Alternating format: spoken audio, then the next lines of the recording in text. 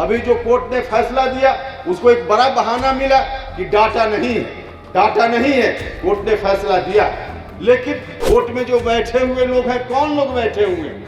High court और supreme court में कौन लोग बैठे हुए हैं? आज जो व्यवस्था है न्यायपालिका में न्यायाधीश बनने की, बहुत दुख होता है हम सब लोग को यह बात सोचते हुए। आज भी डेमोक्रेसी नहीं है, गैर संवैधानिक व्यवस्था है, गैर प्रजातांत्रिक व्यवस्था। आज जो व्यवस्था है न्यायाधीशों की नियुक्ति की व्यवस्था, उस व्यवस्था के रहते हुए हम प्रखंड कार्यालय में इस तरह का कार्यक्रम हो, जिला के मुख्यालयों में इस तरह का काम हो, हर जगह इस तरह का काम हो, ताकि लोग चीजों को समझ पाए और सचेत हो पाए। इस बात की आवश्यकता है। इसलिए मैं पार्टी से आग्रह करना चाहता हूं कि इस काम को आगे बढ़ाना चाहिए।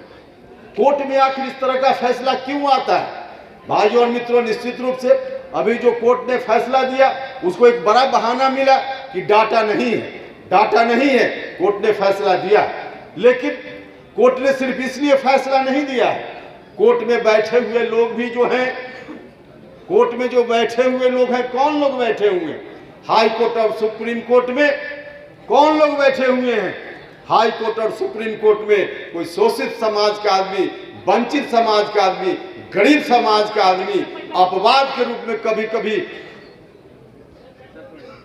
न्यायपालिका में जाकर वह जज बनता है। बाकी लोग जज तो बनते ही नहीं है भाइयों।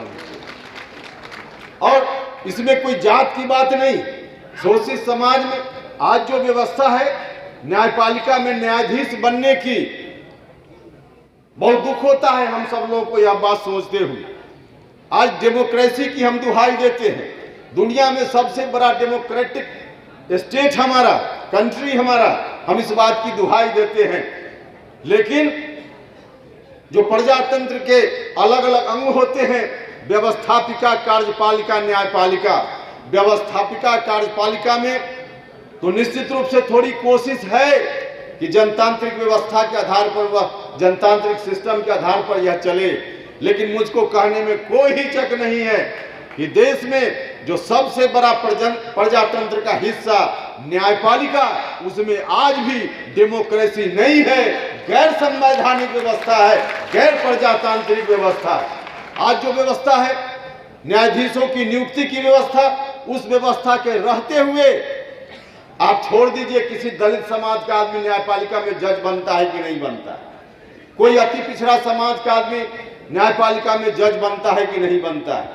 आज जो सिस्टम है उस सिस्टम के तहत गरीब घर का कोई ब्राह्मण परिवार का भी नौजवान, कोई राजपूत भूमिहार समाज का भी नौजवान अगर गरीब घर का है, पैसा नहीं, उसके पास पहुंच नहीं है, तो वह भी न्यायपालिका में, सुप्रीम कोर्ट, हाई कोर्ट में जज नहीं बन सकता है। आज इसी स्थिति में चल रहा है।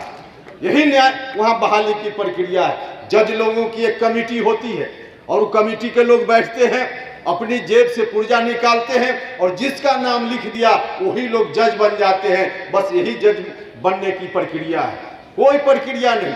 एक किरानी की बहाली के लिए परीक्षा होती है, इंटरव्यू होता है, लेकिन जज की बहाली के लिए कोई परीक्षा नहीं, कोई इंटरव्यू नहीं।